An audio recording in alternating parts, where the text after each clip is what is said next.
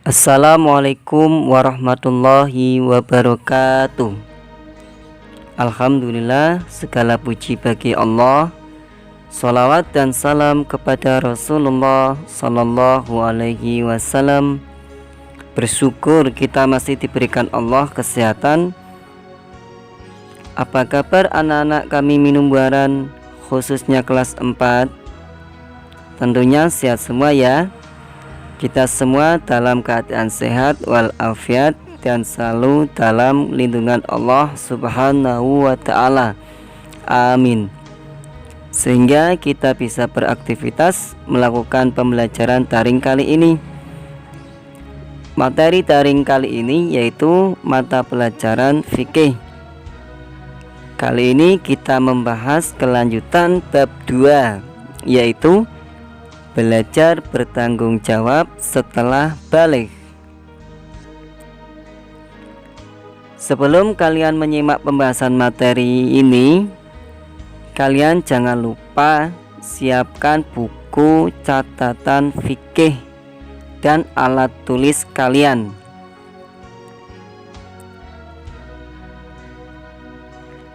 Selain kalian menyimak videonya, kalian juga catat materinya, biar buku kalian catatan fikih tidak kosong, dan juga biar kalian mudah belajarnya.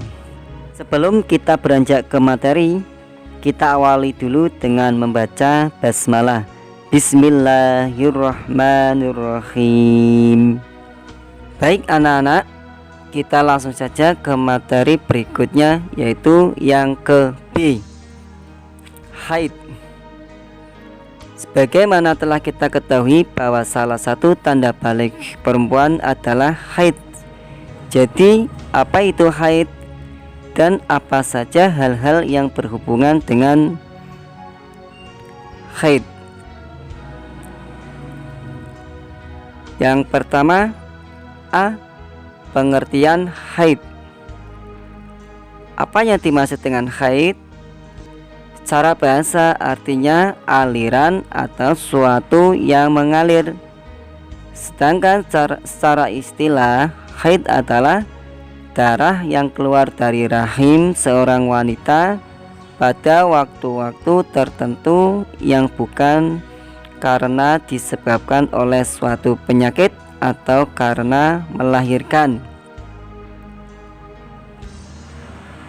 Adapun warna darah haid biasanya berwarna merah kehitaman dan agak kental. Yang kedua, B, waktu terjadinya haid. Waktu minimal haid adalah sehari semalam. Umumnya haid terjadi selama 6-7 hari, dan maksimal lama waktu haid adalah 15 hari 15 malam. Sementara itu, waktu minimal suci antara dua haid yaitu 15 hari 15 malam.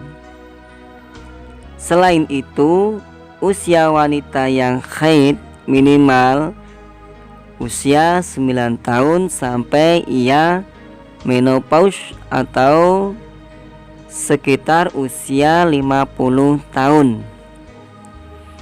Nah, melihat ketentuan waktu haid, jika ada seorang perempuan yang mengeluarkan darah dari kemaluannya dalam waktu kurang dari 24 jam atau lebih dari 15 hari 15 malam, maka darah yang keluar tidak bisa disebut darah haid.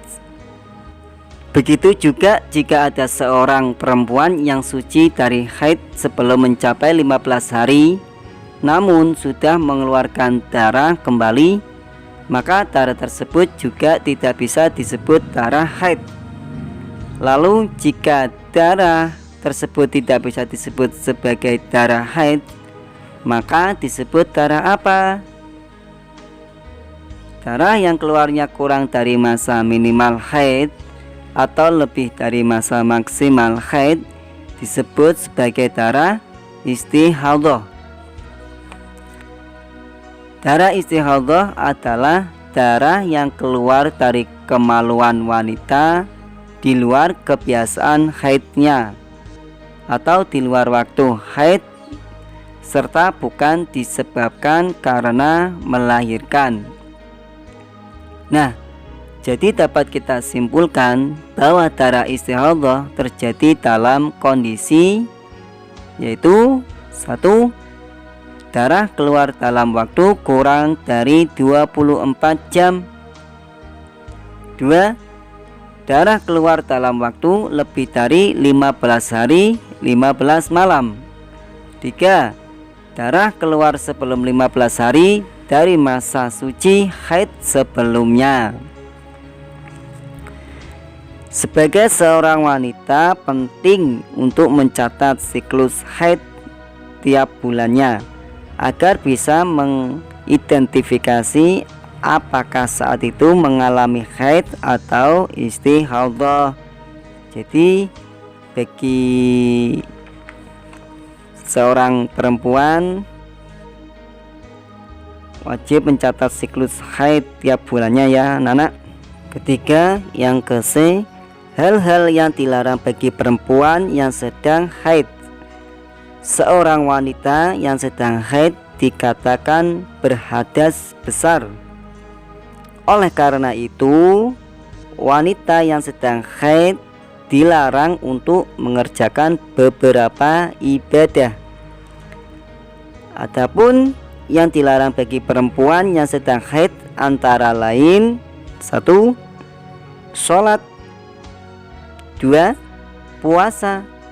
Meskipun wanita yang sedang haid dilarang puasa, namun ia diwajibkan untuk mengqadha puasa wajib yang ia tinggalkan pada hari lain.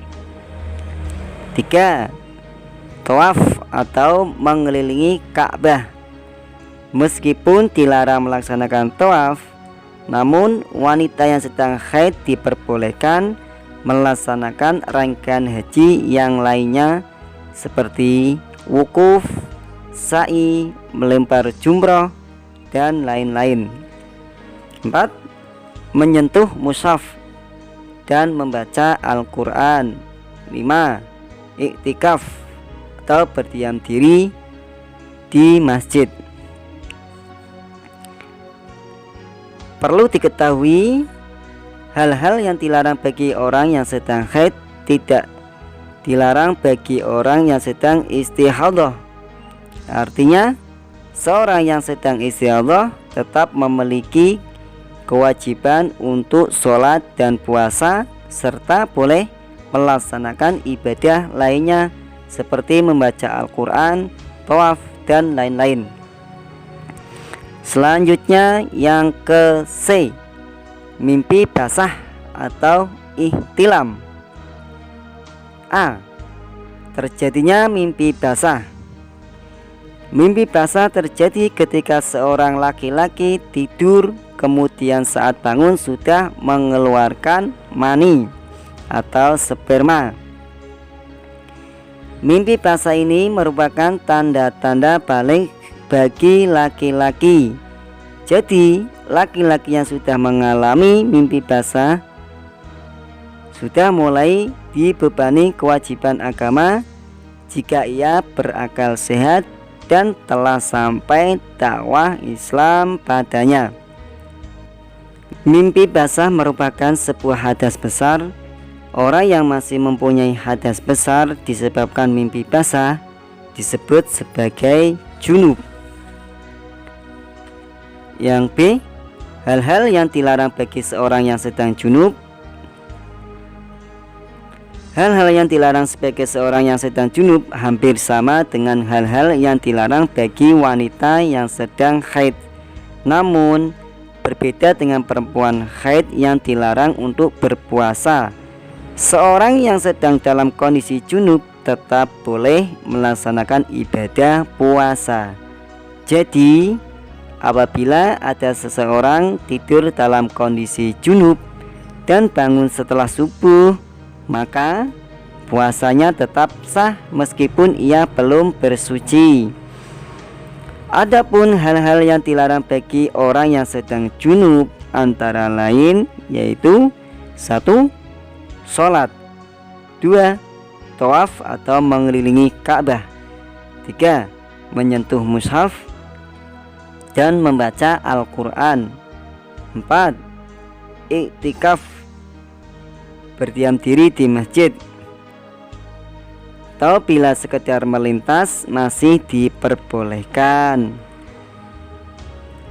Demikian pembelajaran kita kali ini.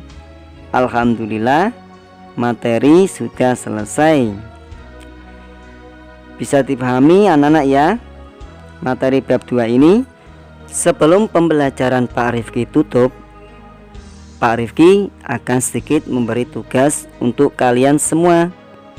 Tugasnya ditulis dan dijawab di buku tugas PAI. Ingat, bukan di buku catatan fikih, tapi di buku tugas PAI ya anak-anak. Tugasnya sebagai berikut. Nomor 1. Apa yang dimaksud dengan mukallaf? Nomor 2. Jelaskan waktu terjadinya haid. 3. Apa yang dinamakan darah istihadhah? Dan sebutkan kesimpulan kondisi terjadi darah istihadhah. 4. Sebutkan tanda-tanda balik. 5.